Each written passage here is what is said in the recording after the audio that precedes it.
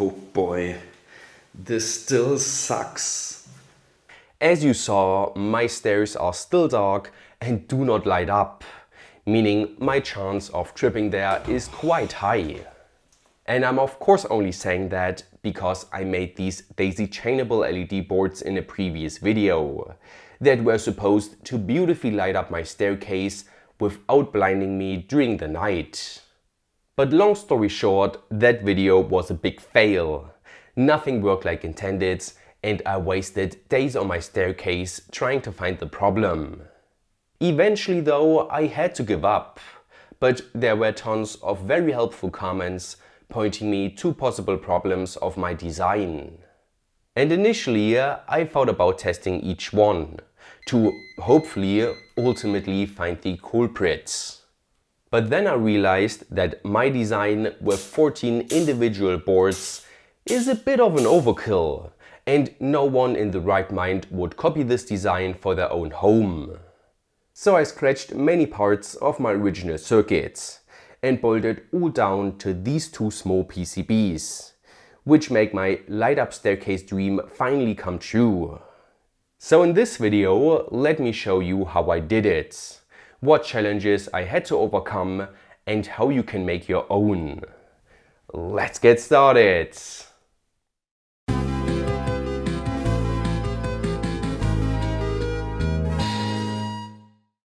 If you're looking to DIY your own PCBs, then JLC PCB is the best choice, who are of course the sponsor of this video. You can get 1 to 8 layer PCBs for as low as $2. And right now you can also get a $30 coupon for 6 layer PCBs, meaning you can pretty much try out this service for free. So click the link below to try it out today by using my design from this video. And also I will be visiting the JLC PCB booth at Electronica in November. And if you show up as well, you can get some GreatScott branded gifts. I will see you there. Now let's get started with the biggest problem of the last board, which were the LEDs, more specifically the driver circuits, which according to a long and detailed comments could be the source of all evil due to interferences. So after probing the circuits, it seems like we could really improve this section a bit. But you know what, I wanted to keep it simple this time, and thus deleted the LEDs and driver from the PCB, and instead got myself this addressable LED strip based around the SK6812 IC. As the name would suggest, you can simply hook up such an LED strip to a microcontroller and use something like the Adafruit NeoPixel library and some simple lines of code to basically light up each LED individually.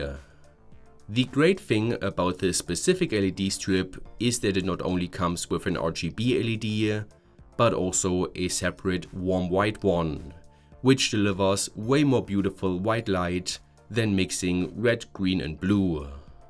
Now this strip already comes with a decoupling capacitor next to each LED and is basically made to be used at a bigger length, meaning hopefully this time there will be no interference problems or similar. And the main idea is to basically have this LED strip go alongside the staircase, with one control PCB at the bottom and one at the top, who basically notice when a person passes by to either turn on or off the LEDs. I know that this initially sounds simple, but there were some challenges. Like for example, I wanted to continue using the 80Tiny 402 microcontroller from my previous boards. Only problem is that I want to keep it powered with 3.3 volts, while the LED strip requires 5 volts. This is a problem because according to the datasheet of the LED strip, the data signal high voltage needs to be at least 3.4 volts. But since my 3.3 volt microcontroller here can obviously only output 3.3 volt data signals, the LED strip pretty much ignores them and thinks all this data are low signals. But don't worry, because there do exist small and super cheap logic level shifters, which takes the 3.3 volt signal and simply turns it into a 5 volt one. Will this work with the LED strip though? We will find out later. Because next I realized that after laying out the LED strip alongside the staircase, that I will have to address a total of 252 LEDs. Needless to say, the more LEDs we have to control, the more memory we need on our microcontroller. And here is where my ADTiny 402 hit its limits. Thankfully though, there are more cheap ADTinys around, like the 16041 one, which is also pretty cheap, can also be programmed through UPDI, aka with one pin of a modified Arduino Nano. It has all the peripherals we need and comes with 16 KB of memory. One big problem though, I realized almost at the end of this project, is that even the memory of this microcontroller is not enough to control 252 LEDs. So I had to remove the LED strip and switch to one that only features 30 LEDs per meter, which basically half the amount of LEDs to 126, and that was luckily manageable by the ADTiny 1604. But anyway, after adding that to the new schematic, all I had to do was to remove the 5 volt converter, because main power is this time already 5 volts. Add an additional diode to the level shifter outputs and connect 2 pins of the ADTiny to a terminal, which will be an input and an output. Now the diode is necessary because the 2 boards will have to connect to one data input of the LED strip, and the diode simply keeps the outputs separated. And the output of each board will be connected to the input of the other boards, so that the boards will know when one got triggered by human presence, and thus react accordingly. And as you might already have noticed, I didn't touch the distance sensor part of the schematic, because according to my tests, it can not only wonderfully tell the distance, but also how dark it is. And that is of course very important, since I only want the system to fire when it is dark. And with all of this theory out of the way and the schematic done, I went ahead and designed a fitting PCB, whose pretty much only and most important design choice is that the distance sensor is positioned at the end of the board.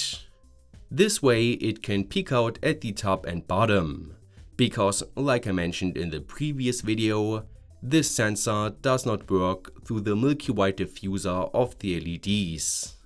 And with the design complete, I ordered my boards through JLC PCB, which not only was rather cheap, but also arrived pretty quickly within a week.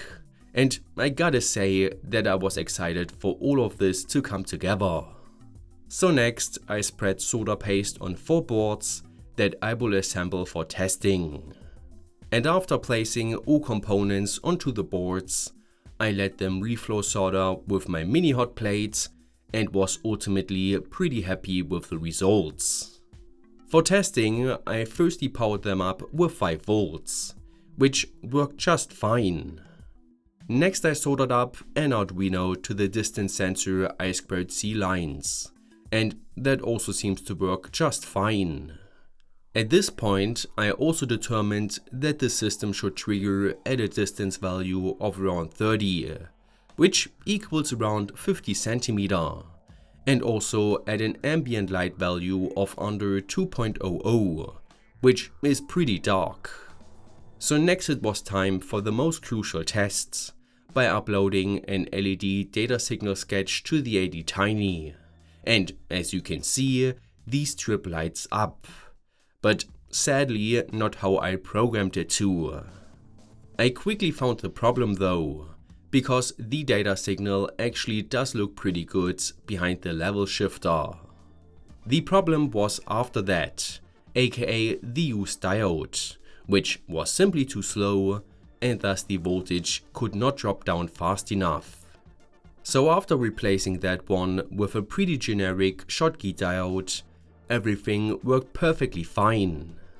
That means it was time for me to connect the two boards to one another and to the LED strip like shown here in this wiring diagram, and come up with some final code. As always, it is not well written, but feel free to use it for your own projects and customize it here to fine adjust for your own tastes. So let me show you what it can do after uploading the code to the two boards. Now when it is too bright, then basically nothing happens. As soon as it is dark enough, movement at one board basically turns on the LED strip, and depending on whether you start down or up, the animation alters.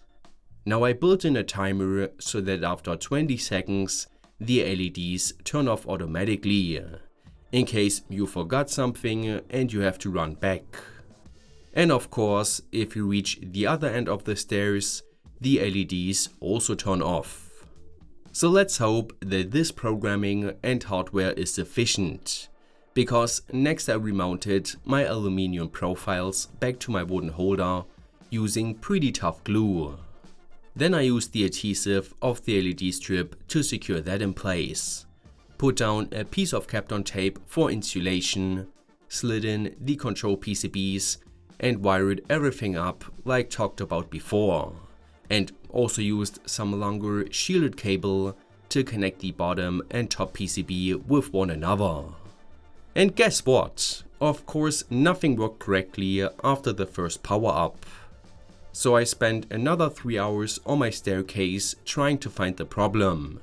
And this time I can proudly say that I found the culprit. You see, the big problem was always the data signal of the LEDs, which seemed unstable and noisy, which is why I simply added a pull-down resistor between it and ground, and as you can see, that immediately fixed all problems. So to finish this project, I tidied up the wiring and put in the milky white diffusers, and bada boom bada bang, I finally got my light up staircase, which after all this work, I'm really quite happy with. But what do you think? Let me know in the comment section. As always, thanks for watching, and if you enjoyed it and want to see more, then consider supporting me on Patreon. Don't forget to like, share, subscribe, and hit the notification bell. Stay creative, and I will see you next time.